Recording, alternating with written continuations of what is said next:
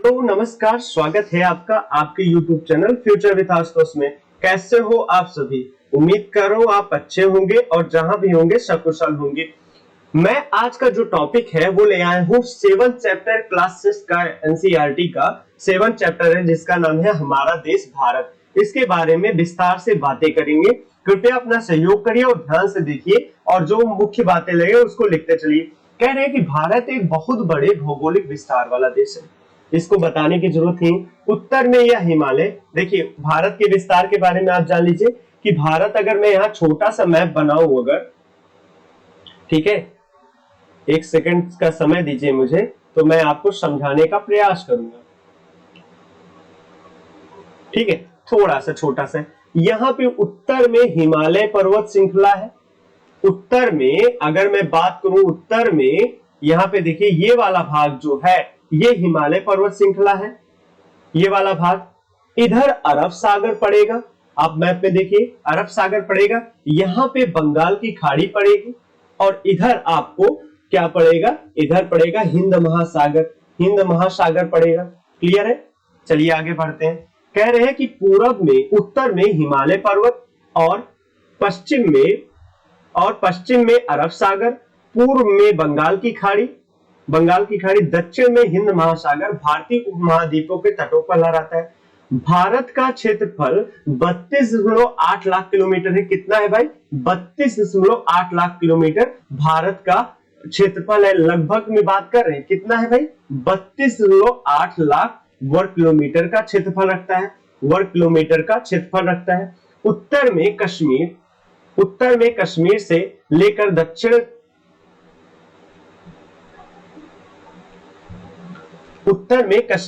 से लेकर दक्षिण में कन्याकुमारी तक इसका विस्तार लगभग कितना है? 3200 किलोमीटर है। कितना है भाई? लगभग 3200 किलोमीटर का विस्तार पाया जाता है। देखिए उत्तर से अगर दक्षिण की बात करूं, उत्तर से दक्षिण तक की बात करूं तो इसका विस्तार लगभग 3200 किलोमीटर है।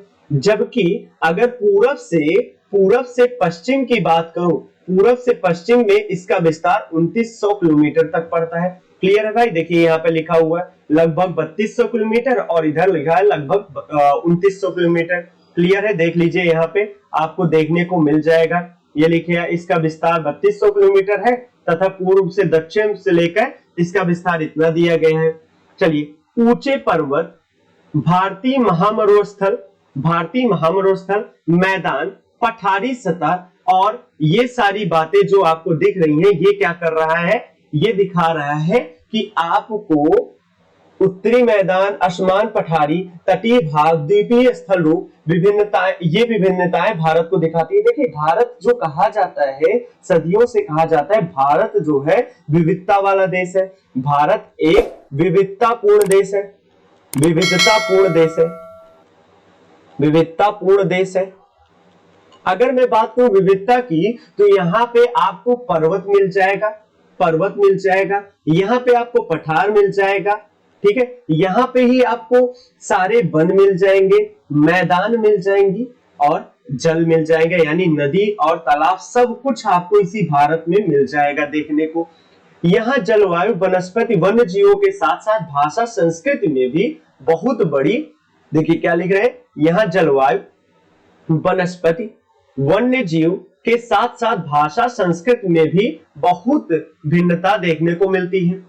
इन भिन्नताओं में भी हम कह पाते हैं जो हमारी परंपरा दिखती है लेकिन ये भिन्नताओं के बावजूद हम एक राष्ट्र में बंधे हुए हैं। ये इतनी विविधता होने के बावजूद हम इन सब को अपने राष्ट्र में बांट के रखे हुए। वर्ष 2011 तक से अब तक भारत की आबादी 120 करोड़ है। यानी अगर 2011 के जनगणना की बात करूं, अभी 2021 चल रहा है, अभी आया नहीं है, 2011 के जनगणना की बात करूं तो भारत की जो जनसंख्या है 1.2 अरब लोगों की जनसंख्या है, यानी 120 करोड़ की जनसंख्या थी, 120 करोड़ की जनसंख्या थी। और यह जनसंख्या के मामले में चीन के बाद विश्व में दूसरा स्थान रखता है। कितना स्थान रखता है? दूसरा स्थान रखता है, ठीक है। और अभी आप पता होगा कि अभी वर्ल्ड बैंक की रिपोर्ट आई थी और कहा जा रहा है कि 2026 तक 2025-26 में भारत विश्व का पहला जनसंख्या वाला देश हो जाएगा। ये अच्छा नहीं है, ये भारत के लिए चैलेंजिंग है, ये अच्छी बात नहीं, भारत के लिए चैलेंजिंग है। स्थिति की बात करूं, भारत की स्थिति के बारे में बात करूं तो कर्क रेखा जो है भारत को लगभग 2 बराबर भागों में बांटती है। कर्क रेखा जो है भारत को लगभग 2 बराबर भागों में बांटती है। कर्क रेखा यानी 23.5 डिग्री, कर्क रेखा मतलब 23.5 डिग्री, ऐसे लिखते हैं ना, 23.5 डिग्री नॉर्थ रेखा को कर्क रेखा कहा जाता है, को कर्क रेखा कहा जाता है, जबकि 23.5 डिग्री साउथ रेखा को मकर रेखा नाम से जाना जाएगा। ठीक है, कर्क रेखा भारत को लगभग 2 बराबर भागों में बांटेगी। दक्षिण से उत्तर की ओर भारत की मुख्य भूमि का विस्तार 8.8 डिग्री 4 मिनट उत्तर से 37 डिग्री 6 मिनट उत्तर तक है। देखिए, मैं ये बताने की कोशिश कर रहा हूं कि अगर भारत को मैं बात करूं तो भारत का जो उत्तरी विस्तार है, यहाँ पे देखिए जो मैंने बनाया था, यहाँ पे देखिए मैं किसी और पेन से आपको बताता हूं, जैसे यहाँ पे मैं ब्लैक पेन से आपको दिखाता हूं। ये देखिए, ये आएगा, ये इन दोनों का विस्तार 8 डिग्री 4 सेकेंड से लेके मिनट से लेके यहाँ 64 डिग्री तक पाया जाएगा। यहाँ पे जो लिखा है 37.6 डिग्री तक पाया जाएगा, 37.6 मिनट तक पाया जाएगा नॉर्थ, दोनों में नॉर्थ लगा लीजिए। ठीक है, इसके अलावा भारत का जो विस्तार है, भारत का विस्तार 68.7 पूरब से लेके 97 डिग्री 27 मिनट पूरब देशांतर के बीच में स्थित है। ये बात मैंने बार बार जब मैंने व्हाइट बोर्ड में आपकी 11th क्लास की पूरी सीरीज चलाई थी तभी मैंने आपको बता दिया था कि ये कैसे है, कितना विस्तार है, कैसा है, ये सारी बातें आपको हो गई थी। अगर हम विश्व को पूर्वी और पश्चिमी गोलार्ध में बांटते हैं तो भारत की स्थिति किस गोलार्ध में होगी? एक प्रश्न है जो आपसे पूछ रहे हैं, इसका जवाब आप बताइए। कह रहे कि अगर भारत को पूर्वी और पश्चिमी गोलार्ध में बांटे तो भारत की स्थिति किधर होगी? आप बता सकते हो। देखिए, पूर्वी गोलार्ध और पश्चिमी गोलार्ध, जैसे इसमें देखिए इधर के साइड के पूर्वी गोलार्ध है और इधर आएगा पश्चिमी गोलार्ध। अगर बांटोगे जीएमटी रेखा के खिलाफ तो ये किस तरफ आएगा? ये पूर्वी गोलार्ध में भारत पड़ेगा। किसमें पड़ेगा? पूर्वी गोलार्ध में भारत पड़ेगा। क्लियर है भाई? चलिए, देशांतरी विस्तार लगभग 29 डिग्री के कारण यहाँ दो छोर पर स्थित स्थानों के स्थानीय समय में बहुत अधिक अंतर होता है। इसके बारे में मैंने चर्चा किया था कि भाई जो समय होता है प्रति 30 डिग्री पर 2 घंटे का अंतराल रखता है, 2 घंटे का अंतराल रखता है। यानी भारत के अरुणाचल प्रदेश में जो समय होगा उसका गुजरात के समय से 2 घंटे का अंतर होगा। इन दोनों में 2 घंटे का आपका अंतर पाया जाएगा। क्लियर भाई? ठीक है, इस तरह की दूरी पर स्थित दो स्थानों के बीच समय का अंतर लगभग 2 घंटे का होगा। जैसा कि मैंने कहा, जैसा कि आपने पहले पढ़ा है, प्रत्येक 1 डिग्री पर स्थानीय मान में 4 मिनट का अंतर होता है। देखिए, इसको भी मैं यहाँ पे समझा देता हूँ। जैसे यहाँ पे समझिए, जैसे एक पृथ्वी है, गोल है। गोल मतलब, गोला का मतलब 360 रोटेशन आता है, 360 रोटेशन आता है और बजने हैं 24 घंटे। तो आप अगर 24/360 करोगे, इसको छोड़िए, यहाँ पे गलती से उल्टा लिख दिया। आप अगर 360/24 करोगे, 24/360 करोगे, 4 मिनट पे 1 घंटे की प्राप्ति होगी। 4 मिनट पे 1 डिग्री की प्राप्ति होगी, 1 डिग्री देशांतर की प्राप्ति होगी। यानी 1 डिग्री पे 4 मिनट का अंतर होता है। अगर आप कैलकुलेशन करेंगे तो आपको पता चलेगा कि 15 डिग्री पे 1 घंटे का समय होगा, 15 डिग्री पे 1 घंटे का समय होगा और 30 डिग्री पे आपका 2 घंटे का समय होगा। ठीक है, इसके बारे में मैंने चर्चा भी किया था आपको अक्षांश और देशांतर बताते समय। बाकी ये बातें मैं आपको व्हाइट बोर्ड पे बढ़िया से बता दूंगा या अलग से क्लास लेके बताऊंगा। ठीक है, यहाँ पे समझा पाना थोड़ा सा अलग विषय हो जाएगा। पश्चिम में गुजरात की अपेक्षा पूर्व में अरुणाचल प्रदेश में सूर्योदय लगभग 2 घंटे पहले हो जाता है। आप पहले ही पढ़ चुके हैं। 82.5 डिग्री पूरब देशांतर को भारत का स्थानीय समय रेखा माना गया है। स्थानीय समय मानक समय रेखा माना गया है। क्यों? देखिएगा यहाँ पे मैप बना है, मैप बनाने यहां से बनाता हूं। यहाँ जो अगर मैं बात करूं, ये वाली रेखा यहां से जाएगी 82.5 डिग्री अक्षांश रेखा जाएगी। कितनी जाएगी भाई? 82.5 डिग्री, 82.5 डिग्री ईस्ट रेखा को भारत का मानक समय रेखा किया गया है। अगर आप देखेंगे ना तो 30 डिग्री का विस्तार है, 30 डिग्री के बीचों बीच लगभग बीच में ये स्थान पड़ता है। इसी वजह से इसको मानक समय रेखा का स्थान दिया गया है। कई सारे स्टूडेंट हैं मुझसे सवाल करते हैं कि सर ये 82.5 डिग्री को ही मानक समय रेखा क्यों निर्धारित किया गया? क्या ऐसा कोई नैनी में या कोई इलाहाबाद में ऐसी कोई स्थान है जिसकी वजह से इसका किया गया? तो ऐसी कोई मान्यता नहीं है भाई। देखिए भारत का विस्तार 30 डिग्री के करीब है, 29 डिग्री की बजाय मैं 30 डिग्री ले रहा हूं, यानी 15 डिग्री का आपको अंतर लेना है, 15 डिग्री पे लेना है। आप नाप के देखोगे 15 या 16 डिग्री का यहाँ पे पड़ेगा और इधर 15-16 डिग्री का पड़ेगा। इसलिए पूरे भारत की समय रेखा को सही नापने के लिए 22.5 डिग्री ईस्ट देशांतर रेखा को हमने भारत का मानक समय रेखा निर्धारित किया। अब चलिए बात आती है भारत के पड़ोसी देश कौन कौन से हैं। भारत में कौन कौन से पड़ोसी देश है इसके बारे में चर्चा कर लेते हैं। इसके लिए आपको पहले मैप देखना होगा, तो फटाफट अपने सामने आप एटलस खोल लीजिए, एटलस खोल लीजिए, उससे आपको समझ में आने वाला है। क्योंकि यहाँ पे मैं मैप से दिखाऊंगा, आप फटाफट उसको मैप में देखते चलिएगा। ठीक है, चलिए यहाँ पे थोड़ा सा स्पेस बना लूं ताकि आपको मैं क्लियरली बता सकूं। ठीक है, चलिए हो गई स्पेस। देखिए भारत के जो पड़ोसी देश है उसमें पहला नाम आएगा, सबसे दूर पड़ोसी है पाकिस्तान, चीन, अफगानिस्तान, ठीक है, नेपाल, भूटान और बांग्लादेश, ये हो गया म्यांमार, ठीक है। और इधर देखिए श्रीलंका। क्लियर है? 7 पड़ोसी देश है। कौन कौन से? देखिए अफगानिस्तान 1, पाकिस्तान 2, चीन 3, नेपाल 4, भूटान 5, बांग्लादेश 6 और श्रीलंका 7। ठीक है, यहाँ पे आपको देखने को मिल जाएगा। देखिए यहाँ पे लिखा हुआ भी होगा तो बार बार लिखने की आवश्यकता नहीं होगी। फिर से देख लीजिए पाकिस्तान और यहाँ पे आपको पड़ेगा अफगानिस्तान और यहाँ पे चीन, ये रहा चीन, ये रहा नेपाल और यहाँ पे है भूटान और ये रहा बांग्लादेश, ठीक है। और यहाँ पे क्या है? श्रीलंका। आप इसको फटाफट याद कर लीजिए कि कौन कौन से पड़ोसी देश है। ठीक है, आगे बढ़े भाई, चलिए आगे बढ़ते हैं और आते हैं अब इनसे राजनीतिक और प्रशासनिक विभाजन के बारे में दिया गया है। अगर मैं बात करूं प्रेजेंट टाइम की, तो प्रेजेंट टाइम पे 29 राज्य और 7 केंद्र शासित प्रदेश है। 29 राज्य और केंद्र शासित प्रदेश है, नहीं 28 राज्य और 7 केंद्र शासित प्रदेश है। ठीक है, ये 2014 वाला लिख दिया है। 2014 के बाद ये जम्मू कश्मीर के गठन के बाद, पुनर्गठन के पहले की बात लिखी गई है। यहाँ के बाद 28 राज्य और 7 केंद्र शासित प्रदेश आ जाएंगे।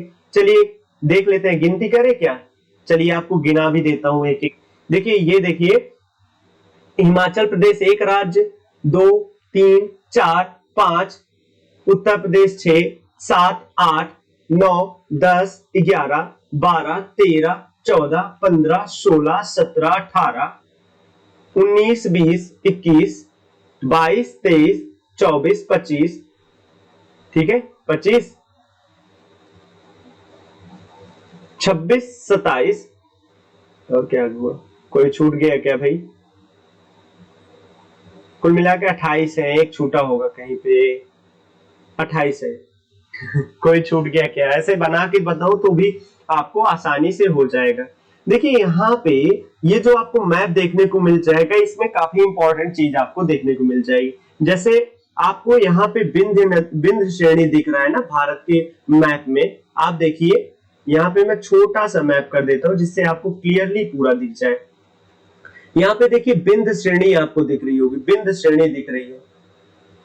बिंद श्रेणी क्या है? बिंद श्रेणी मतलब पर्वतमाला है, उसके नीचे देखिए सतपुड़ा है और वहीं पे सतपुड़ा के पास नर्मदा नदी दिखेगी। कौन सी दिखेगी? नर्मदा नदी दिखेगी। वहीं नीचे तापी भी दिख जाएगी आपको, गोदावरी नदी इधर दिख जाएगी और दक्कन का पठार दिख रहा है आपको। ये पश्चिमी पश्चिमी श्रृंखला दिख जाएगी, पश्चिमी घाट दिख जाएगा जिसको सह्याद्री नाम से जाना जाता है। और उससे सटा हुआ एक पतला मैदान दिख जाएगा, पतला मैदान दिख रहा होगा, उसको आप कह सकते हो कि ये तटीय मैदान है। क्या है? तटीय मैदान है। ठीक है, इधर पूर्वी घाट दिख जाएगा आपको, पूर्वी घाट। पूर्वी घाट थोड़ा कटा फिटा हो जाएगा, मिल जाएगा आपको, कटा फिटा थोड़ा सा होगा। ठीक है, इसमें कृष्णा नदी भी मुझे दिख रही है, नीलगिरी पर्वत दिख रहा है, अनाई मल्लिक दिख रही है, कावेरी नदी दिख रही है। बहुत सारी बातें हैं, इसके बारे में मैंने डिटेल से आपको क्लास लिया है, डिटेल से बताया हुआ है। इसके घबराने की आवश्यकता नहीं, इसके बारे में आप देख सकते हो। मेरी जियोग्राफी मैपिंग की पहली क्लास यही थी कि आपको पर्वतमाला के बारे में परिचय देना। ठीक है, चलिए आगे बढ़ते हैं, आगे बढ़ते हैं, आगे बढ़ने के क्रम में आते हैं और आगे बढ़ते हैं। उसमें देखते हैं क्या दिया है भाई। ठीक है, दिल्ली भारत की राजधानी है, बहुत इंपॉर्टेंट प्रश्न है, बार बार पूछा जाता है, आपको पता होना चाहिए। दिल्ली भारत की राजधानी है। राज्यों का निर्माण मुख्य भाषाओं के आधार पर हुआ है, राज्यों का निर्माण मुख्यतः भाषाओं के आधार पर हुआ। इसके बारे में मैंने पॉलिटी में आपको बताया हुआ है, पॉलिटी में आपसे बताया हुआ है। चलिए अब एक बात देख लेते हैं, किनारे किनारे पर कुछ इंपॉर्टेंट चीजें टैग की गई हैं, जैसे कि एनसीईआरटी में दिया गया है। पहले दिया गया था प्रायद्वीप के बारे में बताया गया था। प्रायद्वीप क्या होता है? स्थल का वह भाग जो तीन तरफ से जल से घिरा हो। जैसे भारत का नीचे वाला भाग प्रायद्वीपी भारत कहलाता है। प्रायद्वीप यानी इधर भी जल है, इधर भी जल है, इधर भी जल है, तो ऐसे भूखंड को प्रायद्वीप नाम से जाना जाता है। इसके बारे में आपको बताया गया है। एक बात और बताई गई है, यहाँ पे आने दीजिए, जलोढ़ निक्षेप, जलोढ़ मिट्टी और जलोढ़ निक्षेप के बारे में जान लीजिए। जलोढ़ क्या होती है? नदियों द्वारा लाई गई महीन और उपजाऊ मिट्टी जब कहीं पे निक्षेपित कर दिया जाता है तो उसे जलोढ़ निक्षेप कहते हैं। ठीक है, और उस प्रकार की मिट्टी को जलोढ़ मिट्टी कहा जाएगा। और ये जलोढ़ आपको मैं बता चुका हूं 11वीं क्लास में कि ये जलोढ़ दो प्रकार की होती है, एक खादर होता है और एक होता है बांगर। खादर यानी नई जलोढ़ और बांगर मतलब पुरानी जलोढ़। ठीक है, इसके बारे में मैंने बता दिया था। सहायक नदी ऐसी नदी जो नदियों के, एक नदी जब दूसरे नदी पर अपने पूरी जलधारा डाल देती है और उसकी वृद्धि कर देती है, तो इस प्रकार की नदी को सहायक नदी नाम से जाना जाएगा। ठीक है, आगे बढ़ते हैं। यहाँ पे कुछ बातें लिखी गई हैं, इसके बारे में देखते हैं। भौतिक विभाजन, जो बातें मैंने बोली है वही चीजें आपको मिल जाएगा। भारत के उत्तर में हिमालय पाया जाएगा और हिमालय को तीन भागों में रखेंगे। बृहद हिमालय जिसे हिमाद्री कहते हैं, बृहद हिमालय जिसे हिमाद्री नाम से भी जाना जाता है। इसी श्रृंखला में विश्व की सबसे ऊंची शिखर है और शुरुआत से लेके 15 सबसे ऊंची शिखर इसी हिमालय पे है। 15 शुरुआत से लेके 1 2 3 4 5 6 7 8 9 10 11 12 13 14 15 सबसे ऊंचे शिखर हिमालय पर्वत में ही है विश्व के। उसके बाद हिमालय के सबसे ऊपरी, सबसे उत्तरी भाग है हिमाद्री, जिसे बृहद हिमालय नाम से जाना जाता है। उसके बाद आता है मध्य हिमालय जिसे हम लघु हिमालय या हिमाचल नाम से भी जानते हैं। मध्य हिमालय या लघु हिमालय नाम से जानते हैं। ठीक है, उसके बाद सबसे नीचे दक्षिणी भाग में आएगा सह्याद्री कटी पिटी है और सबसे दक्षिणी श्रृंखला है हिमालय की। हिमालय के दक्षिण में भारत का उत्तरी मैदान स्थित है। ठीक है, इसके बारे में चर्चा कर चुका हूं, जो समतल और सपाट है, जिसमें सिंधु, गंगा, ब्रह्मपुत्र ने अपनी जलोढ़ों का निक्षेप किया हुआ है और उपजाऊ जमीनें हैं जहां पे बहुत सारी फसलों को उगाया जाता है। उसके बाद पश्चिमी भाग पे आप देखोगे, भारत के अगर पश्चिमी भाग पे देखोगे, देखिए इधर यहाँ पे देखिए, भारत के पश्चिमी भाग पे भारतीय मरुस्थल पाया जाएगा। देखिए भारत के मैप में आपको पश्चिमी भाग में भारतीय मरुस्थल पाया जाएगा। वही बात यहाँ पे क्लियर कर रहे हैं, पश्चिमी भाग में भारतीय मरुस्थल स्थित है। ठीक है, यह शुष्क, गर्म और रेतीला है। यह वनस्पति की मात्रा बहुत कम या ना के बराबर है। उत्तर मैदान के दक्षिण में प्रायद्वीपीय पठार पाया जाता है। प्रायद्वीपीय पठार पाया जाएगा, प्रायद्वीपीय पठार पाया जाएगा। ठीक है, इसकी आकृति त्रिभुजाकार है। कैसी है इसकी आकृति? इसकी आकृति जो है सर, ये कह रहे हैं कि ये त्रिभुजाकार है। कैसे त्रिभुजाकार है मैं बता रहा हूं। देखिए भारत के मैप में आप ध्यान देंगे तो भारत के दक्षिण भाग में ये रहा प्रायद्वीपीय भाग, ये रहा जो लाल कलर से मैं बना रहा हूं। ये देखिए आकार तो लगभग त्रिभुजाकार ही होगा, इसका उल्टा त्रिभुज है, उल्टा त्रिभुजाकार होता है। धरातल काफी ऊंचा नीचा है। इस क्षेत्र में बहुत सारी पहाड़ी श्रृंखलाएं हैं और घाटियां पाई जाती हैं। ठीक है, जिसमें विंध्य सतपुड़ा महत्वपूर्ण श्रृंखलाएं हैं। ठीक है, अरावली पर्वत भी उसी का भाग है। पश्चिमी घाट, भारत का जो आप प्रायद्वीपीय भाग में पश्चिम भाग देखोगे, ये वाला भाग जो मैं टेढ़ी लाइन से बना रहा हूं, ये पश्चिमी घाट नाम से जाना जाता है, जिसे सह्याद्री नाम से भी जाना जाता है। और पूर्वी भाग को पूर्वी घाट के नाम से जाना जाता है। और ये जो थोड़ा सा बचा हुआ हिस्सा है जो आपको व्हाइट कलर से दिख रहा है, जहां पे मैं पेन इंडिकेट कर रहा हूं, ये वाला हिस्सा आपको तटीय मैदान नाम से जाना जाता है। तो ये पश्चिम तटीय मैदान है और ये पूर्वी तटीय मैदान है। क्लियर है भाई? ठीक है, आगे बात आती है, चलिए।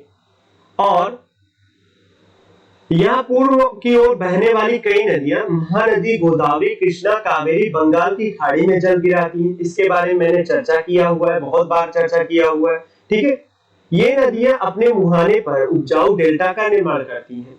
उपजाऊ डेल्टा का निर्माण करती है। डेल्टा मतलब जहां पे नदी का जो मुहाना होता है वो इस तरीके से होता है। ये जो जगह बना दी जाती है, एक नदी जा रही है और ये जो ऐसी वितरिकाओं के निर्माण के साथ जो जमीन के खंड बना देती है, ये डेल्टा का निर्माण करते हैं। और डेल्टा 5 प्रकार के पाए जाते हैं, क्लास 11 में आपको देखने को मिल जाएगा।